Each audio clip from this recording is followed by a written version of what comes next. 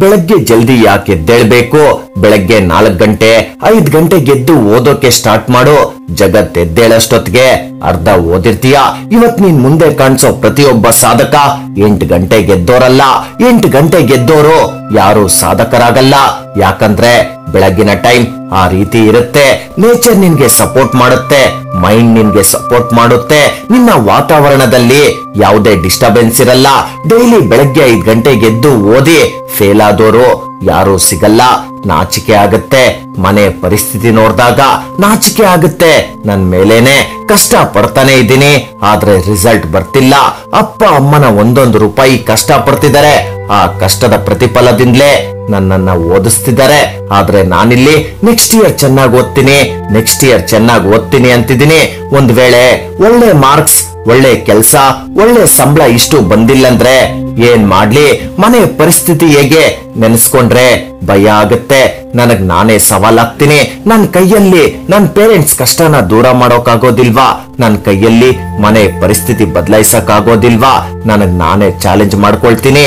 ನಾನಿರೋ ಲೆವೆಲ್ಗೆ ನಾನು ಡೈಲಿ 8-10 ಗಂಟೆ ಓದ್ಲೇಬೇಕು. ಈ ಪ್ರೀತಿ ಗೀತಿ ಎಲ್ಲ ನನಗೆ ಸೆಟ್ ಆಗಲ್ಲ.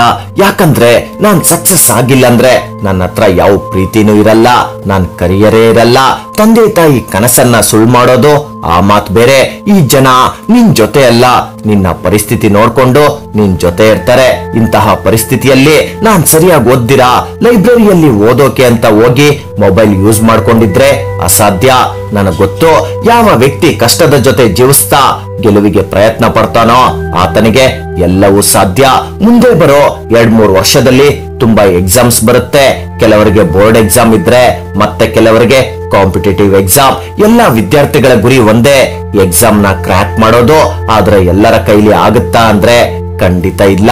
ಯಾರ ಕೈಯಲ್ಲಿ ಆಗುತ್ತಂದ್ರೆ ತನ್ನ ಶಕ್ತಿ ಮೀರಿ ಪ್ರಯತ್ನ ಪಡೋರಿಗೆ ಮಾತ್ರ ಸಾಧ್ಯ. ಇದು ಯೋಚಿಸೋ ಟೈಮ್ ಅಲ್ಲ, ಇದು ಪ್ರಯತ್ನ ಪಡೋ ಟೈಮ್. ಬೇರೆಯವರು 5 ಗಂಟೆ ಓದಿದ್ರೆ ನೀನ್ 10 ಗಂಟೆ ಓದ್ಬೇಕು. ಮಾಯವಾಗು. ಈ 2-3 ತಿಂಗಳು ಹಬ್ಬಗಳು ಮತ್ತೆ ಬರಬಹುದು, ಆದ್ರೆ ಈ ಟೈಮ್ ಬರಲ್ಲ. ತೆಗಿ ಬುಕ್ಕು, ಓದೋಕೆ ಸ್ಟಾರ್ಟ್ ಮಾಡು. ಯಾವಾಗ ನಡೆಯೋಕೆ ಬರ್ತಿರ್ಲಿಲ್ವೋ ಆಗ ಯಾರು ನಮ್ಮನ್ನ ಕೆಳಗೆ ಬೀಳೋಕೆ ಬಿಡ್ತಿರ್ಲಿಲ್ಲ. ಆದ್ರೆ ಈಗ ನಡೆಯೋಕೆ ಬರುತ್ತೆ. ಪ್ರತಿಯೊಬ್ರು ಕೆಳಗೆ ಬೀಳಿಸೋಕೆನೆ ನೋಡ್ತಾರೆ. ರಾತ್ರಿ ನಿದ್ದೆ ಬರಲ್ಲ. ಓದ್ಬೇಕು ಅನ್ಕೊಂಡಿರೋ ಟಾರ್ಗೆಟ್ ಪೂರ್ತಿ ಮಾಡೋಕಾಗ್ತಿಲ್ಲ ಅಂತ ಟೆನ್ಷನ್ ಆಗ್ತಿದೆ. ಈ ರೀತಿ ಪ್ರತಿದಿನ ಅದ್ರ ಬಗ್ಗೆ ಯೋಚಿಸ್ತಿದ್ಯಾ ಅಂದ್ರೆ ನೆನ್ಪಿಟ್ಕೋ, ನೀನ್ ಇತಿಹಾಸ ರಚಿಸ್ತೀಯಾ ಅಂತ. ಯಾರಿಗೆ ತನ್ನ ಹೆಜ್ಜೆಗಳ ಬಗ್ಗೆ ನಂಬಿಕೆ ಇರುತ್ತೋ ಅವರಿಗೆ ಮಾತ್ರ ಗೋಲ್ನ ರೀಚ್ ಮಾಡೋಕಾಗೋದು. ನೀನು ಆ ರೀತಿಯ ಹೆಜ್ಜೆಗಳನ್ನ ಇಡಬೇಕಂದ್ರೆ ನೀನು ಯಾವತ್ತೂ ಮಾಡದ ಕೆಲ್ಸ ಮಾಡ್ಲೇಬೇಕು. ನಿಮ್ ಮನೆ ಪರಿಸ್ಥಿತಿಗೋಸ್ಕರ ನೀನ್ ಬದಲಾಗಿದ್ಯಾ. ಈ ಜೀವನ ಕಷ್ಟ ಅಲ್ಲ, ನಿನ್ನ ಪ್ರಯತ್ನದಲ್ಲಿ ಇಷ್ಟಾದ್ರೂ ದಮ್ ಇರ್ಲೇಬೇಕು. ನಿನ್ನ ಒಂದು ಗೆಲುವಿನ ಕತೆ ನಿನ್ನ 10 ಸೋಲುಗಳ ಕಥೆಯನ್ನ ಅಳಿಸಿ ಹಾಕ್ಬೇಕು. ಮಾಡು, ಈ ಜೀವನದಲ್ಲಿ ಏನಾದ್ರೂ ಮಾಡು. ಯಾಕಂದ್ರೆ ಜೀವನದಲ್ಲಿ ಜನ ಟೈಮ್ ನ ಜೊತೆ ನಿನ್ನ ಯೋಗ್ಯತೆಯನ್ನ ಅಳಿತಾರೆ. ನೀನ್ ಮಾಡ್ಬೇಕಾಗಿರೋದು ಬೇರೆ ಜನರಿಗಲ್ಲ, ನಿನ್ಗೋಸ್ಕರ, ನಿನ್ನನ್ನ ನಂಬಿರೋರ್ಗೋಸ್ಕರ. ಅದಕ್ಕೆ ಜೀವನದಲ್ಲಿ ಏನಾದ್ರೂ ಮಾಡು, ಪೂರ್ಣ ಸಮರ್ಪಣೆಯಿಂದ ಮಾಡು. ರಾತ್ರೋರಾತ್ರಿ ಯಾರು ಇಲ್ಲಿ ಎದ್ದು ಗೆದ್ದು ನಿಂತಿಲ್ಲ. ಇಲ್ಲಿ ಗೆದ್ದಿರೋ 99% ಜನ ಅವರ ಬಾಲ್ಯ ದುಃಖ ಕಷ್ಟಗಳಿಂದಲೇ ತುಂಬಿತ್ತು. ಪ್ರತಿ ದಿನ, ಪ್ರತಿ ಗಂಟೆ, ಪ್ರತಿ ನಿಮಿಷ, ಪ್ರತಿ ಸೆಕೆಂಡ್ ನಿನ್ ಜೊತೆನೆ ಇರುತ್ತೆ. ಇವತ್ತು ನಿನ್ ಬಗ್ಗೆ ಜನ ಏನ್ ಬೇಕಾದ್ರೂ ಮಾತಾಡ್ಲಿ, ಆದ್ರೆ ಯಾವ ದಿನ ನಿನ್ನ ಪ್ರಯತ್ನದ ಸಮಯ ನಿನ್ ಕೈ ಹಿಡಿಯುತ್ತೋ ಆ ದಿನ ಅದೇ ಜನ ನಾಚಿಕೆ ಪಡ್ಬೇಕು. ಇಂತಹ ವ್ಯಕ್ತಿಯ ಬಗ್ಗೆನ ನಾನು ಆ ದಿನ ಮಾತಾಡಿದ್ದು ಅಂತ. ಇವತ್ತು ನನ್ನ ಕಷ್ಟದ ದಿನಗಳು ನಡೀತಿದೆ. ನಿಂದು ಮಾತುಗಳು ಇವತ್ತಿನ ನನ್ನ ಕಷ್ಟದ ದಿನಗಳೇ ನಾಳೆಯ ನನ್ನ ಬದುಕಿನ ಬೆಳಕು.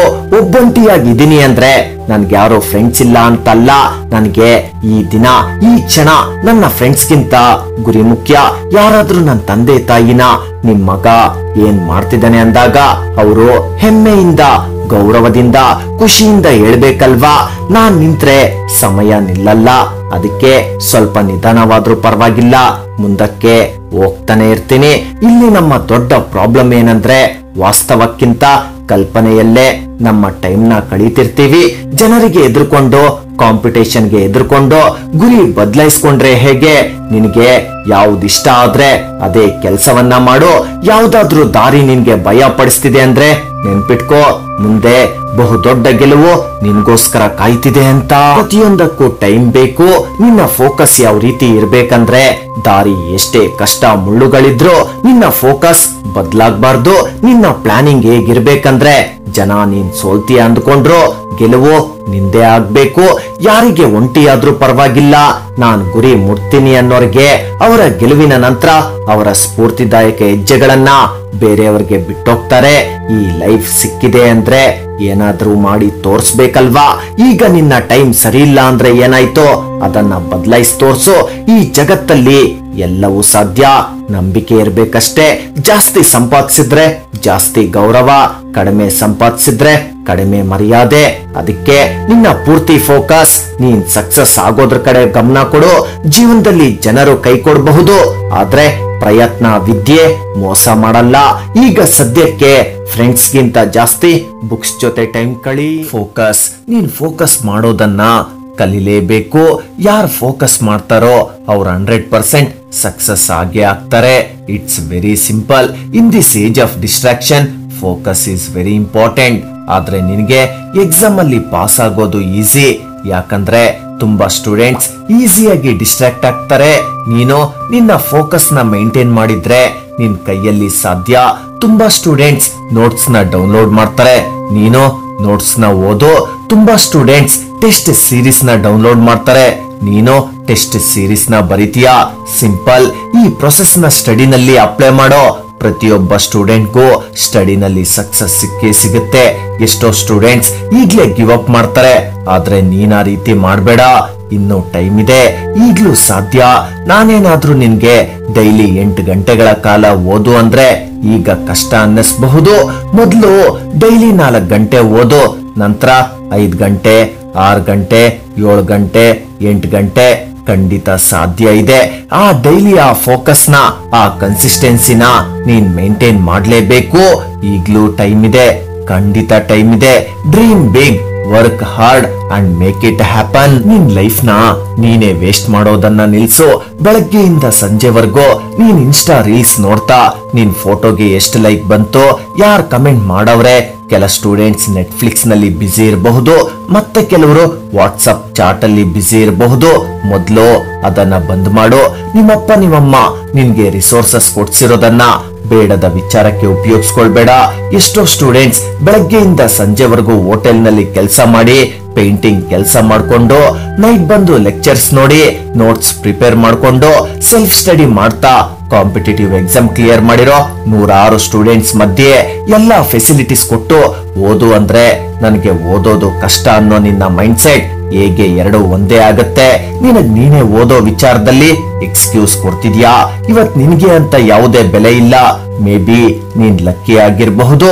ನಿನ್ ಪೇರೆಂಟ್ಸ್ ನಿನ್ನನ್ನ ಹೇಗ್ ಓದ್ತಿದ್ಯಾ ಅಂತ ಕೇಳ್ದಿರ ಇರಬಹುದು, ಆದ್ರೆ ಅವರಿಗೆ ನಂಬಿಕೆ ಇರಬಹುದಲ್ವಾ ನೀನ್ ಚೆನ್ನಾಗಿ ಓದ್ತಿರ್ತೀಯ ಅಂತ. ಈಗ ನಿನ್ನ ಹತ್ರ 2 ಚಾಯ್ಸ್ ಇದೆ. ಒಂದು ಡೂ ಇಟ್ ನೌ, ಇನ್ನೊಂದು ರಿಗ್ರೆಟ್ ಇಟ್ ಲೇಟರ್. ನಿನ್ ಕೈಯಲ್ಲಿ ಖಂಡಿತ ಸಾಧ್ಯ ಇದೆ. ನೀನ್ ಸಾಧಿಸಿ ನೀನ್ ಅದನ್ನ ನಿನ್ ತಂದೆ ತಾಯಿ ಹತ್ರ ಬಂದು ಆ ವಿಚಾರ ಎಳೆದಾಗ ಅವ್ರ ಮುಖದಲ್ಲಿ ನೀನ್ ನೋಡೋ ಖುಷಿ ಇದೆಯಲ್ವಾ, ಅದೇ ನಿನ್ನ ಬೆಸ್ಟ್ ಲೈಫ್ ಟೈಮ್ ಅಚೀವ್ಮೆಂಟ್. ಇದು ಎಲ್ಲಾ ಮಕ್ಕಳ ಕೈಯಲ್ಲಿ ಸಾಧ್ಯ ಇಲ್ಲ, ನಿನ್ ಕೈಯಲ್ಲಿ ಖಂಡಿತ ಸಾಧ್ಯ ಇದೆ. Don't give up. ನಿನ್ಗೆ ಪ್ರೀತಿಯಲ್ಲಿ ಮೋಸ ಆಗಿರಬಹುದು, ಫ್ರೆಂಡ್ಸ್ ಇಂದ ಮೋಸ ಆಗಿರಬಹುದು, ಆದ್ರೆ ನಿನ್ ಕೈಯಲ್ಲಿರೋ ಪುಸ್ತಕ ನಿನ್ ತಂದೆ ತಾಯಿಯಿಂದ ಮೋಸ ಆಗೋಕೆ ಸಾಧ್ಯನೇ ಇಲ್ಲ. ಸ್ಟಾರ್ಟ್ ಮಾಡು.